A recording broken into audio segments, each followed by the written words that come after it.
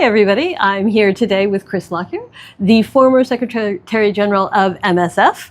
And he and I were just having a really interesting conversation about how he's thinking about how MSF could be using language technology in their operations around the world.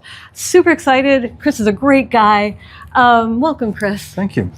So what do you think is interesting? What were you...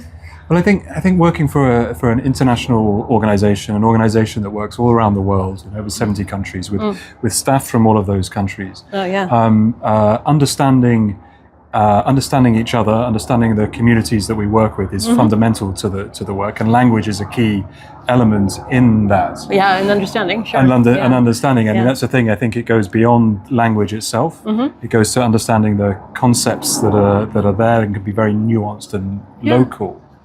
And so there's also a question of linguistic understanding, but also social and cultural understanding of needs, authorities, illnesses, and all of that sort of thing. Yeah, that's interesting. Yeah, and why do you think why do you think language technology is interesting for that?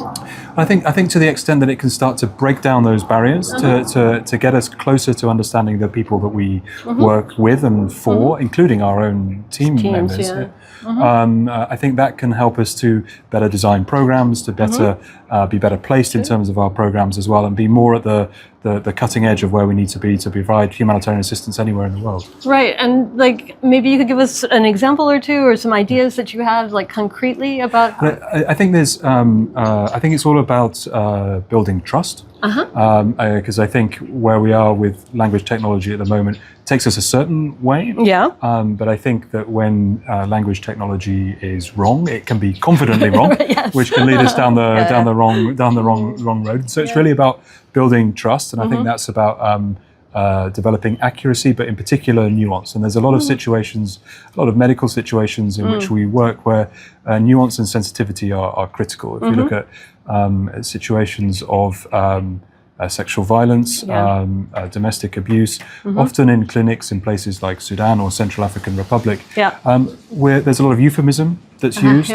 To be able to protect the patients, often the women, but not always, often the women in their very vulnerable situations. And avoiding sort of direct language is often the way that, and using symbols, and often the way that people are directed to the right services. And so that's a really sort of nuanced and intricate sort of communication, which I think is the way language technology really needs to develop to be able to have that trust and to be able to build that confidence to make it safe for people as well as accurate in terms of linguistic translation. Right, so we still have a long way to go in terms of developing language technology that can really be useful for those people, but if we do it right, then it builds trust in communities, and you think that's a possible impact that we can have? No, absolutely. I think the trust is the key question here. Both trust in terms of accuracy and nuance, but also trust in terms of how the information is used, and particularly being a medical organization,